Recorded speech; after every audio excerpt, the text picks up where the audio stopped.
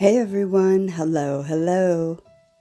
So today, we're diving into one of the most important and often misunderstood aspects of occult arts, protection magic, also known as apotropaic magic.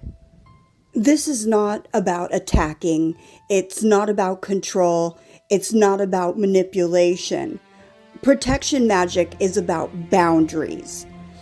It is the spiritual equivalent of locking your doors at night.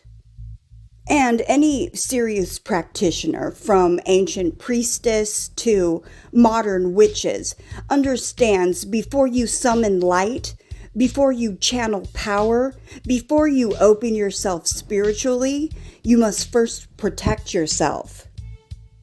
The word apotropaic comes from the Greek term meaning to ward off or to turn away harm. Across cultures and centuries, humans have used rituals, symbols, and sacred objects to repel evil spirits, negative intentions, psychic attacks, the evil eye, environmental energetic residue, or malicious magic, or emotional or energetic vampires. Protection magic creates a spiritual defense layer around your body, your home, your sacred space. It does not invite conflict, it prevents it. This practice is ancient. In ancient Rome, people nailed protective symbols above their doors. And in Mediterranean cultures, the evil eye amulet is still worn today. And in European folk magic, iron horseshoes were placed above thresholds. And in the African diasporic traditions, protective charms were sewn into clothing. And even in organized religion, protection magic exists. You have holy water, blessed metals, incense, and psalms recited for spiritual shielding. Protection is universal because vulnerability is universal. At its heart, protection magic is about directed intention combined with symbolic anchors. Objects hold meaning, meaning holds energy, and energy responds to focus. When you combine physical materials and symbolic resonance and focused will, you create a psychic boundary. So let's break down some of the most powerful methods. You have witch bottles. Witch bottles date back to the 16th and 7th century England. They were created to trap or repel harmful magic. Traditionally, the bottles would contain things like nails, pins, broken glass, protective herbs, salt, and sometimes even urine as a personal link. The bottle would be sealed with wax and buried near the home. Symbolically, the sharp objects attack incoming negativity. The herbs purify, and the seal locks the spell. Think of it as a spiritual landmine for malicious energy. Modern versions are often cleaner, but the principle remains the same.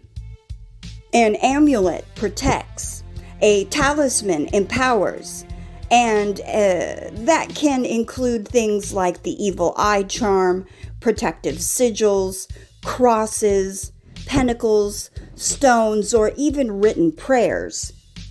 In ancient Egypt, protective amulets were buried with the dead.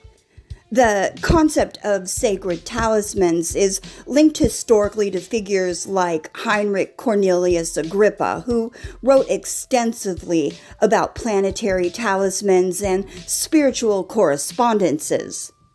The power lies in intentional creation or blessing, personal connection, and repetition of use. So, when worn daily, an amulet becomes energetically tuned to you. Your home is an energetic container. If it isn't protected, it absorbs everything. Common methods include salt lines across thresholds, iron spikes at property corners, protective plants like cactus or rosemary, hanging bells, sound clears energy, and protective symbols carved or drawn near entryways. Iron has long been believed to repel spirits, especially in European folklore involving fae or malevolent beings. Salt is used globally for purification. Even today, people instinctively say, "Throw salt over your shoulder." And not all protection requires objects. Some of the strongest protection is internal. Visualization is key. Common technique you could use would be close your eyes, breathe deeply, visualize a sphere of light surrounding your body. See it reflective, like a mirror. Nothing harmful penetrates it. All negativity dissolves on contact. And you can enhance this with incense, sage for clearing, eucalyptus because it's refreshing and protective, as well as lavender because it's calming and stabilizing. Energy shielding is essential before tarot readings, mediumship, ritual work, visiting crowded places, and emotional conversation. Your aura is porous. Shielding seals it. Let's explore some key materials and why they're used.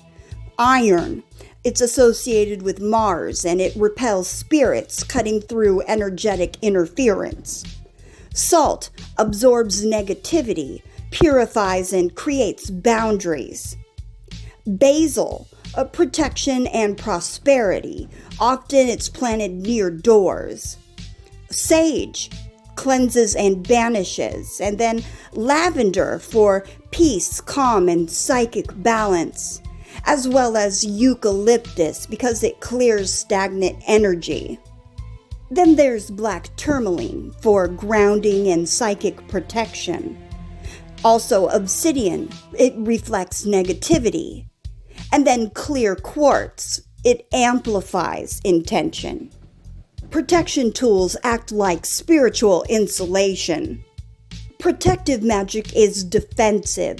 It is not hexing, it is not revenge, it is not coercion. There's a difference between I send harm back to you and you cannot enter my space. Protection creates boundaries. It does not create war. Protection magic also serves a psychological purpose. When you feel protected, anxiety decreases, confidence increases, and focus sharpens.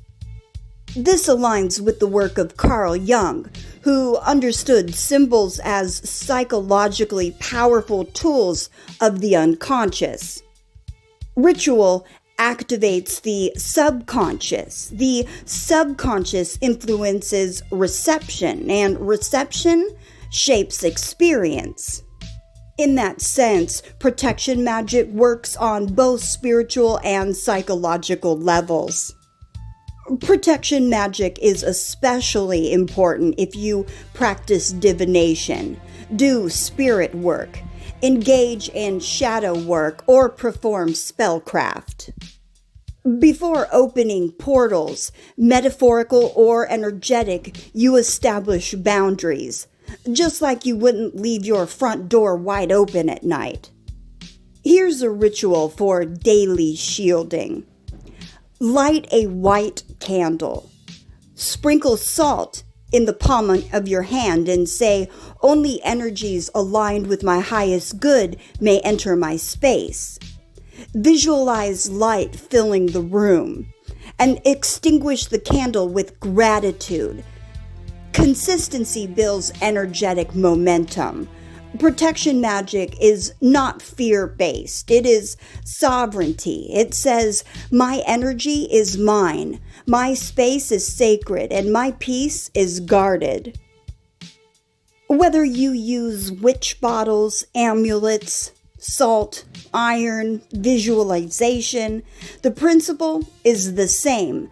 Establish the boundary, and peace will follow. If this video resonated with you, share it with someone who needs stronger boundaries, spiritually or energetically.